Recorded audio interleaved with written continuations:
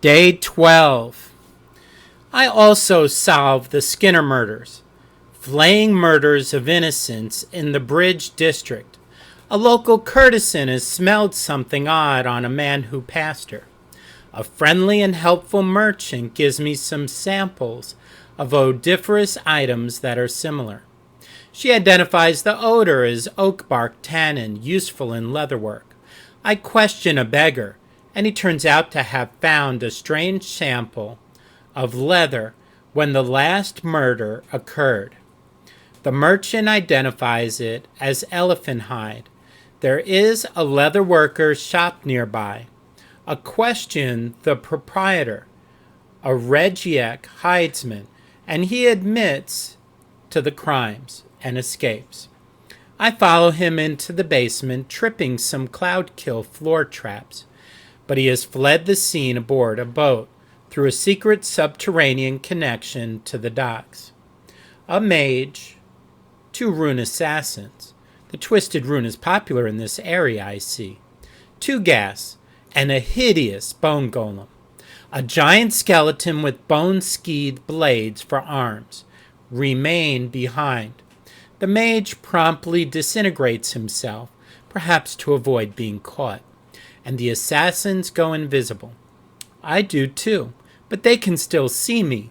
To avoid their backstabs, I cast Stone Skin, and their stabs are wasted. The other enemies can't see me when invisible. Thankfully, that bone golem is one of them. I concentrate on the assassins, whacking them hard through their useless leather armor when they are visible. My stone skins run out, so I cast it again. The assassins' repeated invisibility runs out, so they don't. When they are dead, it is a simple matter to kill the golem and gas while invisible. This battle would have been difficult or impossible without the staff, as all golems are immune to magic. Now it becomes easy. There are some nasty traps in chests and boxes here, but nothing that waiting to regenerate won't fix. I gained some jewels, scrolls, experience, and reputation, and gold for solving the murders. I find a very disturbing item under a bed, a tunic sewn together out of the flayed flesh of the murder victims. I feel sick looking at it, but keep it as it may be useful to track down the killer. A cryptic note indicates that he is hiding in Imnisvale in the Umar Hills, and I can show him who I am by purchasing a certain book from him. Making up for my slow start, I am off to the sewers. I rapidly dispose of the lesser earth elemental. Remember him? That I had hidden at the end of a corridor. He had found his way out. The tough-looking party of 6 that I had bypassed earlier turn out to be brigands in hiding and demand 1,000 gold or my life. They fall to the staff and leave a tremendous wealth of magical weapons, armor, and gems. I had 24,000 gold pieces even before returning to the sewers. Now I have over 40,000. Roger the Fence buys it all as fast as I can harvest. A couple of green slimes, a host of kobolds, and a rakshasa. This weapon is truly wonderful, and I am taking a fifth of the time or less to advance, while taking little or no damage. With its 2 armor class improvement, and a cloak called the Cloak of the Sewers from the Rakshasa, knocking another one off, my armor class is now -6 when wielding the staff. Not bad for a wizard with no armor nor shield. I investigate the cult of the Unseeing Eye. I encounter a carrion crawler, some ettercaps and shadows. All are easy. A tough encounter is with 2 vampiric myths in a chamber with a cloudkill trap. Using minor spell turning to reflect their Larloc's minor drain spells back at them is most helpful. They can see invisible creatures. Finally, they are dead, and I meet with Gaul, the cult's leader, who asks me to retrieve a rod of power. He gives me a key.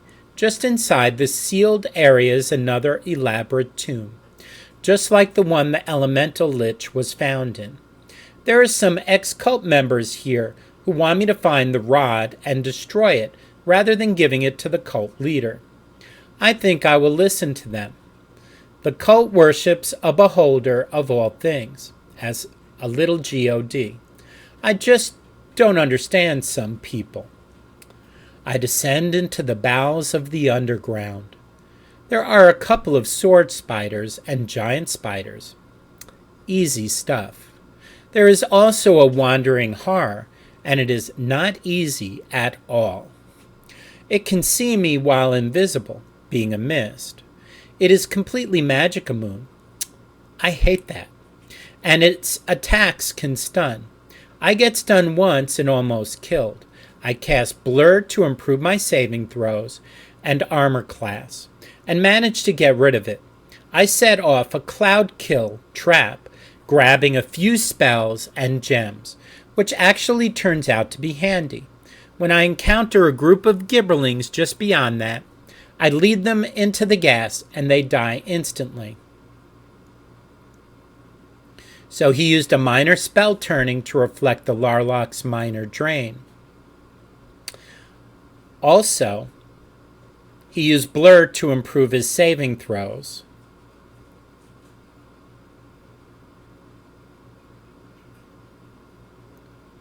He set off a cloud kill trap, grabbing a few spells and gems, which actually turns out to be handy. When I encounter a group of gibberlings just beyond that, I lead them into the gas and they die instantly. A group of mummies in gas are also easy kills, not being able to see me. Easy is short-lived. Over a riddling bridge, 3 beholders lie in wait. A full beholder, though not an elder orb, and 2 baby gouts. They can't see me while invisible. But as soon as I whack one, I go visible, and their spells come fast and furious. Minor spell turning reflects 1 or 2 back before it's gone. And I am glad I have 4 minor spell turnings. I throw a cloud kill at them, and they take heavy damage while I run off and put up another minor spell turning. When the cloud disperses, that was from the cloud kill, I throw a fireball their way, and now they are close to death. When I whack the beholder, a Gouth spells reflects back and toasts it. 2 to go. The next strike takes out a Gouth, and the beholder's spells reflects back and kill it. Cancelled the minor spell turning. Whew. There are some easily dispatched shadows here too. In a large underground cavern, there is an ancient, abandoned temple with a nasty petrification trap on its bridge. The undead, yet non-aggressive residents of this temple are haughty and hateful, resigned to their fate of eternally guarding it. Their hate has given the emphatic manifestation, which looks like a Tanari. Inside the temple existence, it invites me to attack with my hatred and feed it. Well, this invitation is a little too obvious. Sorry, manifestation, but you gave the game away. I am a mage, you know, hee. Although I am not a priest, I do have a couple of Baalspawn abilities, one being Cure Light Wounds. I cast Cure Light Wounds on the manifestation, the healing being the opposite of the hatred it feeds on, and it dies. When I do, the avatar of the missing little God, Ammonator, appears. I can free his people by a positive act, taking the Rod of Power, using it once to destroy the Unseeing Eye, and then returning it. I agreed to do so. Returning to the ex-cult members, they're happy to see me and inform me that there is a spy of theirs inside the cult who knows how to enter the beholder's lair for the second piece of the rod. I meet with the spy Tad there, go down a secret passage and into an area chock full of undead. Gas, ghouls, zombies, mummies, greater mummies, skeleton warriors, and even a bone golem. Luckily for me, not one of these undead can see me when visible. I even used the sling for a while on the ghasts and ghouls, as they are vulnerable to normal weapons, just to break up the monotony. Without the staff, which strikes as a +5 weapon, I cannot even hit the greater mummies, as they require +3 or better. I achieve 14th level when the bone golem crumples. I also find a useful spell for this area, Hold Undead, as well as the usual crop of saleable items that are useless to me, such as gauntlets of dexterity, which would actually reduce mine by 1 point if worn. The staff also casts 3 fireball lightning spells a day. By clumping the undead into small areas, I can weaken them before having to resort to the very slow process of killing them with the ridiculous 1 attack per round the staff gives me. Most undead are highly vulnerable to fire. Through the undead city, with a zombie that proclaims itself the mayor, lies a very difficult area, the lair of the Unseeing Eye. Itself a fearful elder orb, there are 3 other full beholders and numerous baby Gouths here. My invisibility and excessive minor spell turnings save me again. I am able to take out the lone Gouths with a minor spell turning. When it wears off, the Gouth is injured by its own spells, and I go invisible. Then whack it once or twice. There is a clump of a beholder and 3 Gouths. For them I use Cloud Kill, and go invisible while they take damage. Another beholder arrives from the south, and also takes damage. When the gas disperses, I cast another minor spell turning, and it lasts just long enough to launch a skull trap. All 3 of the Gouths are killed, and 1 beholder panics and flees. I pursue it, and 1 strike from my staff is enough to finish it. I am now out of spell turnings and spells, but not to worry. I still have the spell trap ability of the staff. And one of the bonuses of spell trap is that 1 gains spells of equivalent level that are trapped, rememorizing them without resting. I cast spell trap and go up against the remaining beholder. By the time spell trap is gone, I have rememorized 3 minor spell turnings and a few other spells, including a skull trap. I take it down with flame arrow. The remaining Gouth needs no spells. I just go invisible and whack it, then return to invisibility quickly. The beholder flees after 2 of its more potent spells are reflected. I take it down with my staff, and the eye tyrants of Athkatla are no more. The Unseeing Eye itself fell to 1 flame strike from the Rod of Power, which left it so near death that any damage at all after that was fatal. The rod is now useless to me. There are a group of blind priests in the center of the lair. They fall quickly and easily. Their spells are too slow in the casting to target me. I cast monster summoning to distract them. Funny that their spells work at all, since their little god is dead. Personally. And now journal. You won't let other eyes fall upon this, will you? Personally, I doubt that those thought of as little gods really are. I think they are expressions of some essence, maybe within people, elevated mortals. Some are noble and loyal and honorable, some not. An amplification, no. But even Djinn are immortal unless killed outright. I would like to think, but if a bizarre mad mortal like Cyric can become a little god, it rather brings down the whole notion of godliness. I think that the magics of priests and mages spring from the same source, but are opposite in character, like fraternal twins born of a single seed in a single egg in a single womb, but opposite in gender. But I digress.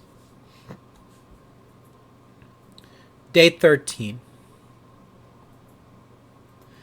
The completed rod and the lost little god Elmonster are reunited, and the rod is destroyed forever. The undead followers of Elmonster are finally free in death to join him. I am rewarded with a nice shield I can't use. There are some useful spell scrolls in the altar of the now abandoned temple. Returning to the cult's lair, I finish it off. Gaul the high priest and several of his followers wielding crossbows attack me. I cast Stone Skin and then send a death fog into their midst. Gaul panics and flees. I follow him and cut him down with sling bullets in the staff. Only 2 of the followers have survived, and they are near death. They take 1 hit apiece before falling. The rest of the cult disperses quietly, never to be heard from again, and I make no move to interfere with their peaceful departure. I can't open most of their chests. I will have to return later. Returning to the ex-cult members, they are very happy with the outcome and depart, leaving me alone in the tomb with a sarcophagus. Tomb? Sarcophagus? Very familiar. I can't resist. I have rested, so my staff spell trap is available again. I open the sarcophagus. The lich that appears is a shade lich, as contrasted with the elemental lich before. It is no less fearsome, and its magic is darker, mostly necromantic. I cast Blur to give me a saving throw bonus and throw up a spell trap, then cast Monster Summoning after the lich arrives. The lich casts Time Stop. Then 3 of the high-level symbol spells at my monsters, wasting them, and the monsters, of course. It then casts Finger of Death at me, and I get a Monster Summoning back. I cast it immediately, still having 1 more. Another Finger of Death, another Monster Summoning. Soon the lich is too busy dealing with the hobgoblins and gnolls, ignoring the fact that they can't damage it. It summons an Ifriti. I summon an Ifriti. It casts 2 Abby Dowsum's Hard Wiltings. But because one is directed right at me, only the other one damages me, and I make my save. I will heal. The lich then does something I have never imagined a lich could do. It runs out of spells and is forced to use physical attacks. Its Ifriti is still alive while mine was toasted many rounds ago, and won't leave the lich, so I stone skin and smash the lich down. Now only the Ifriti remains, and can those buggers ever move? I can't get far enough from it to use the sling, and I don't want to risk getting killed when I have just defeated a powerful lich in a long battle, and have to do it all over again. I cross my fingers for a saving throw failure and cast my emergency reserve. Disintegrate. The Ifriti powders and falls to the cold stone floor. Inside the sarcophagus, I find another set of golden bones, arms and legs for the torso. I imagine the next find will be a golden pelvis, or more reasonably, a skull. I emerge victorious and am rewarded at the Temple of Helm with a nice mace I can't use. I will still sell it, of course. My reputation increases, I gain experience, and I am paid outright 7,000 gold pieces, as well as given another quest. One of those zigzag fetching quests, I suppose. It appears the important task of the temple has been completed. With this reward and selling off collected items, I now have over 70,000 in gold. Time to go shopping. I would like slightly higher reputation for better prices at the stores before my shopping expedition, so I do another quest, this one for the Order of the Radiant Heart. While I am no paladin, I respect these men and women. Many of them are nobles who have eschewed the cushy and pampered lifestyle they could afford. And unlike the bigoted, useless, arrogant fop noblemen I abhor, hold no prejudices, respect justice, and will gladly wade into the most dangerous and foul situations to lay down their lives for innocents of any social strata, regardless of their demeanor, which some find haughty. I cannot help but respect their courage and motives, so agree to help them. One of their order has left on poor circumstances, taken other members, and formed a group called the Fallen Paladins. They pretend to be paladins still, while practicing slave trading and other crimes. I meet with one of their leaders, Renaud de Chatillon, in the Bridge District, on the pretext of helping him to slaughter some smugglers. He wants me to retrieve the real leader's cup from the order, as it is the symbol of his lost paladinhood, and he cannot go near the order. Returning to the order, I obtain the cup, on the premise that I will return it, which I agree to do. I am then able to meet the leader of the Fallen Paladins, Anarch. He is not fooled. He knows I am there, what I am there for. And the entire group of well-armed and armored men turn on me. However, none of them have ranged weapons, and with the boots of speed, they all eventually fall to my tired sling, with a few choice staff blows interspersed. I still can't cast spells in the streets without getting into trouble. Renaud de Chatillon is killed by one of his own for unwittingly betraying his group. I sell their plate mail, two-handed swords, an Anarch's slightly magical halberd at a nearby merchant's stall, then return to the order for my reward, gloves of healing that I can't use. And a reputation increase. Doesn't anyone see that I am a mage? First I rest to memorize spells, one being the charisma increasing friends. On awakening, my shopping spree begins. At the Adventure Mart, I ensure I am wearing the Ring of Human Influence and then cast friends. My charisma hits 24. I speak to the sellers and note the items that stand out in high contrast from the dreary rest that I can't use. The robe of Vecna strikes my fancy, and the +4 staff of Rin, and a lower resistance scroll, finally. I am done with the Adventure Mart for now, rushing as fast as possible to the copper coronet before my spell wears off. I purchase the Sling of Everard, a +5 that makes its own +2 bullets. Woo. I don't know if that sling is still available in the game. Alright, woo. After my wild spending spree and selling off my tired sling, magic bullets I don't need, and the gloves of healing, I still have 18,000 gold left. I'm off to the government district to purchase a magic license.